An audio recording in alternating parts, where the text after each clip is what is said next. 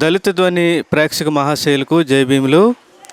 ఈరోజు ఒక విషయాన్ని తెలియజేయడానికి ఇష్టపడుతున్నాను. అదేంటంటే, ఈ మధ్య అందరూ కూడా మత మార్పిడుల గురించి మాట్లాడుతూ ఉన్నారు.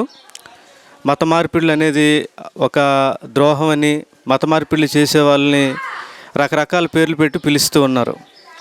ఇంతకీ కొంతమంది ఏమంటూ ఉన్నారంటే, మతం మార్చుకున్నవాడు కన్న తల్లిని మార్చుకున్నట్టే అంటూ ఉన్నాడు.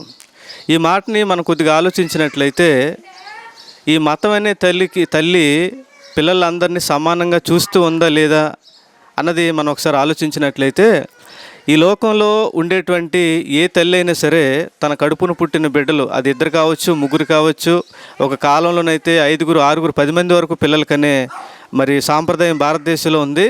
అలాంటి తల్లులు కనుక ఈ 10 మంది పిల్లలు వెళ్ళి, అమ్మ ఈ 10 మందిలో ఎవరు నీకు బాగా ఇష్టం, ఎవరు నువ్వు ప్రేమిస్తున్నావు అని అంటే, ఆ తల్లి ఒకటే మాట చెప్తుంది నవ్వుతూ. ఏమంటుందంటే, నాకు అందరూ సమానమే, అందరినీ కడుపును మోసింది నేనే కదా, నవమాసాలు మోసి కన్ని పెంచాను కదా, నాకు అందరూ సమానం అని చెబుతూ ఉంటుంది.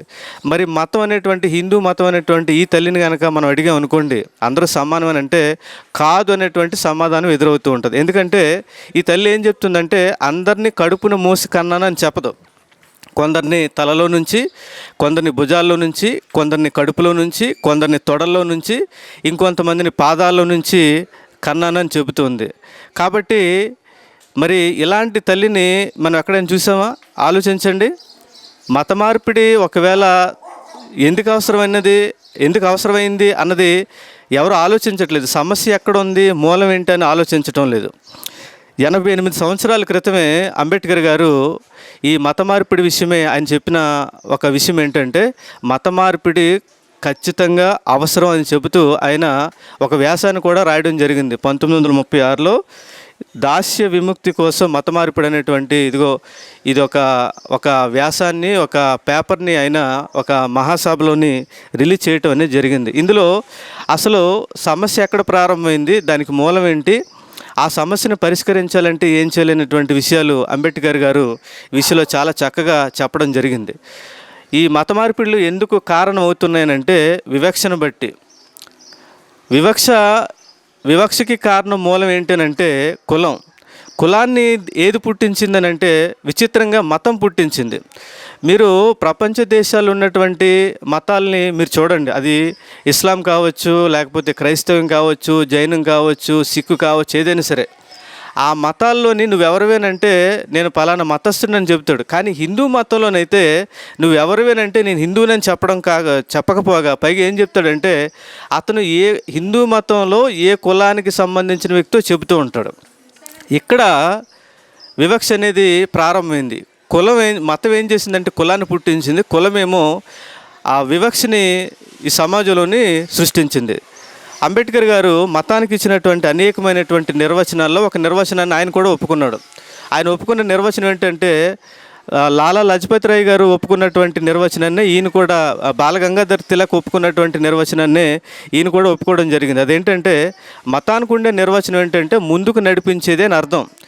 మతంలోని 3 విషయాలు ఉండాలి. ఒకటి సమానత్వం ఉండాలి, సహోదరభావం ఉండాలి, ఇంకోటి ఐక్యత ఉండాలి.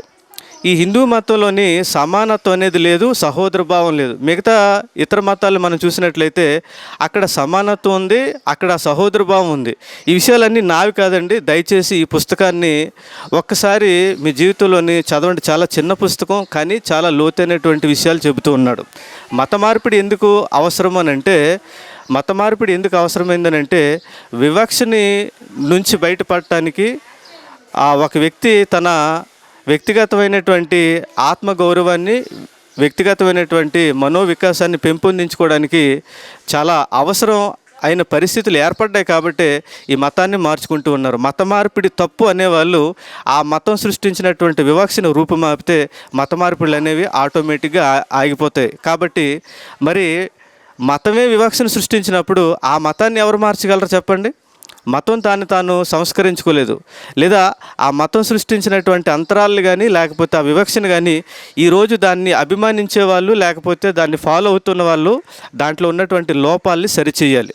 హిందూ మతంలో నుంచి మత మార్పులు అనేవి ఆగిపోవాలంటే ఖచ్చితంగా కులం అనేటువంటి ఆ విషయాన్ని తీసివేసి మనం అందరం హిందువులమే, కులం మనకు అవసరం లేదు, కులాన్ని ఒకవేళ బ్యాన్ చేసినట్లయితే ఈ మత మార్పిడులు అనేవన్నీ కూడా వెంటనే ఆగిపోతాయి. ఆ ప్రయత్నం చేసే వాళ్ళు ఎవరైనా ఉంటే వాళ్ళకి నా సంపూర్ణమైనటువంటి సహకారం, మద్దతులు తెలియజేస్తాను. జై భీములు.